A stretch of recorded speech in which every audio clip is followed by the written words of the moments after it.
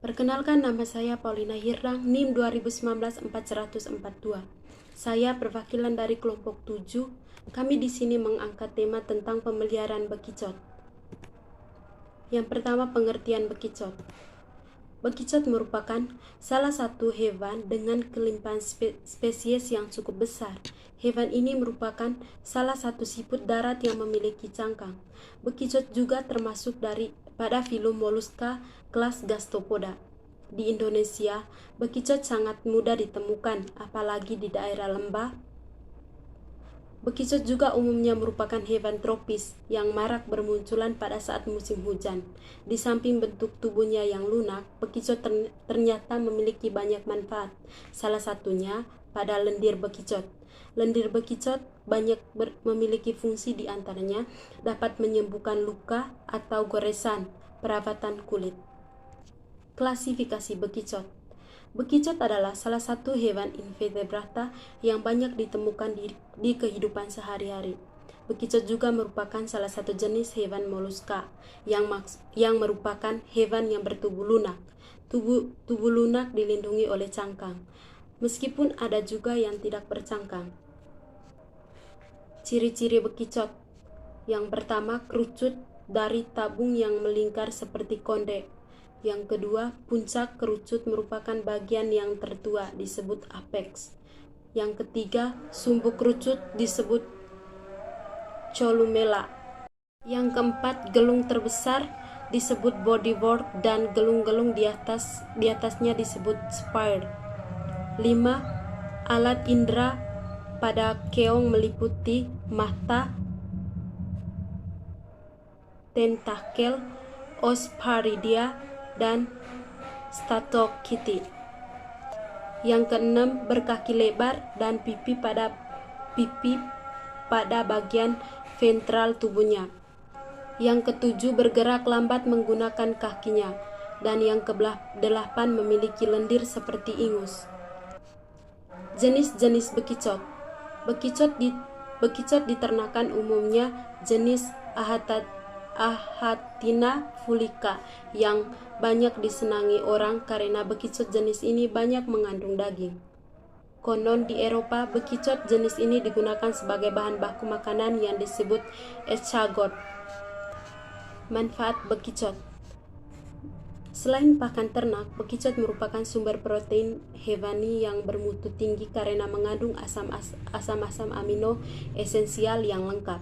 Masyarakat yang menggemari makanan dari bahan baku bekicot seperti sate bekicot, keripik bekicot adalah masyarakat Kendiri. Di samping itu, bekicot juga kerap dipakai dalam pengobatan tradisional karena ekstrak daging bekicot dan lendir bekicot sangat bermanfaat untuk mengobati berbagai macam penyakit seperti abortus, sakit waktu menstruasi, radang selaput mata, sakit gigi, gatal-gatal, jantung, dan sebagainya. Teknik budidaya bekicot. Di sini yang pertama, penyiapan sarana dan peralatan. Yang pertama, perkandangan. Walaupun bahan yang diperlukan tidaklah terlalu luas, namun persyaratan mengenai kelembapan dan keteduhan perkandangan perlu diperhatikan karena dalam aslinya dan untuk berkembang biak secara baik, bekicot senang dengan keadaan yang lembab dan teduh. Ada 3 cara berternak bekicot di dalam kandang, antara lain kandang kotak kayu, kandang dari bak semen, dan kandang galian tanah. Peralatan. Alat-alat yang diperlukan untuk pembuatan kandang seperti kayu semen, batang pasir, kain kasa, dan cangkul. Yang kedua, pembibitan. Yang pertama, pembibitan bibit calon induk. Jika bibit unggul belum tersedia, maka sebagai langkah pertama bisa digunakan bibit lokal dengan jalan mengumpulkan bekicot yang banyak terdapat di kebun pisang, kelapa, serta semak belukar.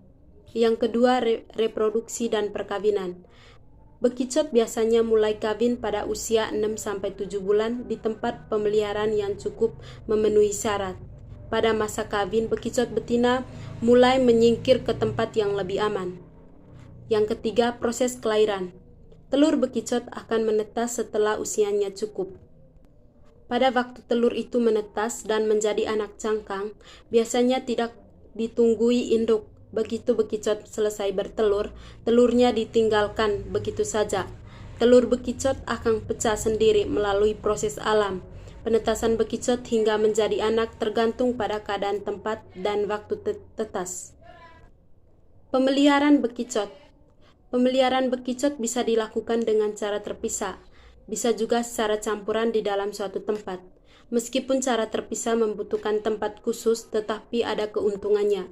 Misalnya, anak bekicot bisa diketahui perkembangannya secara tepat, bisa baik besarnya maupun usianya.